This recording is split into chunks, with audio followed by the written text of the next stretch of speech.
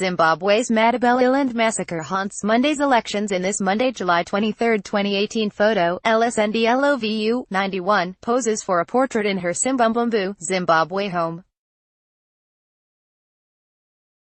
Ndlovu's son, Edwell, was killed 34 years ago by Zimbabwe army soldiers in what many called the Matabeleland massacres, or Gakurahundi, the early rains that blow away the chaff, in the local Shona language.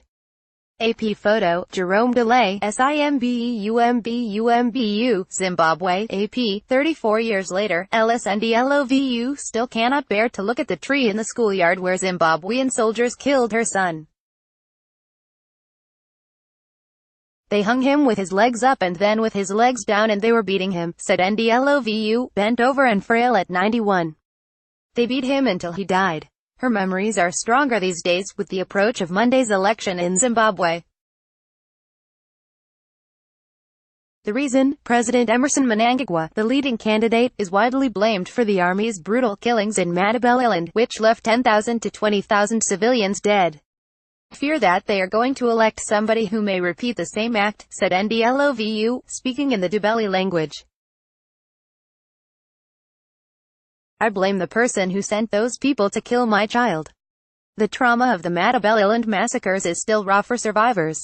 Many say they cannot vote for Mnangagwa, who was state security minister at the time. Days before the polls, Zimbabwe's elections look too close to call. The Ndebele people of Matabeleland, representing about 15% of registered voters, could be a decisive vote for the opposition. Of all the scars from former leader Robert Mugabe's 37-year rule of Zimbabwe, the deepest is the Matabeleland killings. The army's Operation Gakurahundi, the early rains that blow away the chaff, in the local Shona language, ran from 1983 through 1987, when the 5th Brigade rampaged through the southwestern provinces of Matabeleland. The residents of villages were rounded up and forced to attend all-night rallies for Zimbabwe's ruling party, ZANU-PF. Community leaders were beaten and sometimes killed in front of the gatherings. Men, young and old, were forced to dig graves, then shot and buried in them. Survivors were forced to dance on top of the fresh graves, sometimes until the blood of the dead seeped through. Some families were pushed into huts that were set on fire, and they either burned to death or were shot dead when they tried to escape. The 5th Brigade consisted of 3,000 troops, virtually all ethnic Shona, who make up about 70% of Zimbabwe's population. The brigade received counterinsurgency training by North Korean advisors and was known as the elite Praetorian Guard of Mugabe, directly answerable to his office. Their arms and uniforms were different from the rest of the army, including their distinctive red rays. With its prolonged, deadly campaign in Matabeleland, the 5th Brigade was trying to stamp out rural support for anti-government rebels. Gakurahundi also was viewed by many as an attempt by Mugabe to weaken any opposition to his stated aim of a one-party state. The army's campaign did not succeed in winning the Ndebele vote for Mugabe in the 1985 polls or succeeding elections. As Zimbabwe goes to the polls again, the Ndebele people of Matabeleland are still viewed as a solid vote against ZANU-PF and its presidential candidate, Mnangagwa. Zimbabwean opposition politician David Coulthard said enduring resentment across Matabeleland will be evident in the elections. What we need from Mnangagwa is an admission of what happened, an apology and communal reparations for the victims of that time, said Coulthard. I'm not convinced that prosecuting someone like Mnangagwa is going to heal our nation at this time. Those at the head of the chain of command have not been held to account. Mugabe never accepted responsibility or apologized for the killings, but he did call them a moment of madness. Mnangagwa has also refused to accept responsibility and has opposed a new investigation, saying it would reopen old wounds.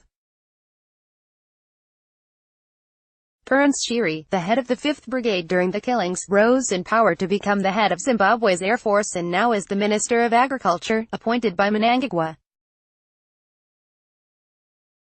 The most authoritative report on the Matabeleland killings is Breaking the Silence, published in 1997 by Zimbabwe's Catholic Commission for Justice and Peace and the Legal Resources Foundation, drawing on interviews with more than 1,000 people and many documents.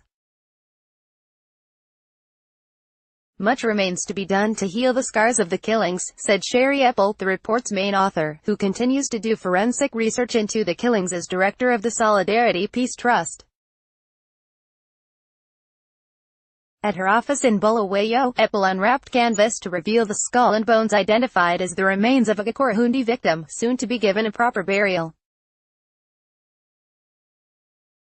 Julius Mvul Onyathi died in 1984, which was when the 5th Brigade was deployed in Matabeleland South, Eppel said.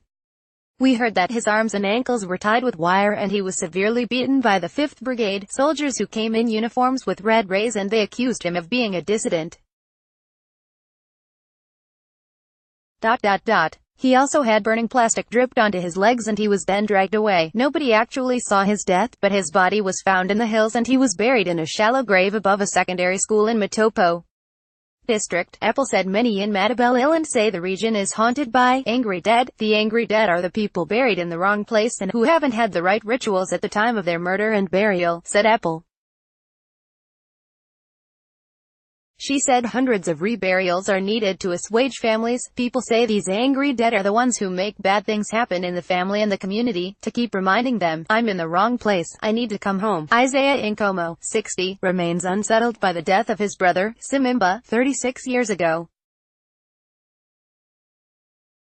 I was at work and my brother was at home.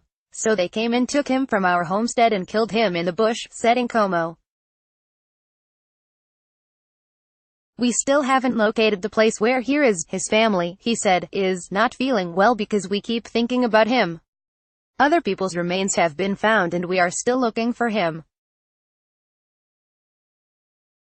He might have been eaten by dogs or some other people removed him and put him somewhere else. Nkomo said he will not vote for Mnangagwa or ZANU-PF. Voting for Mnangagwa, I can't do that because my brother was killed at that time by the people who currently want us to vote for them, those that are in power.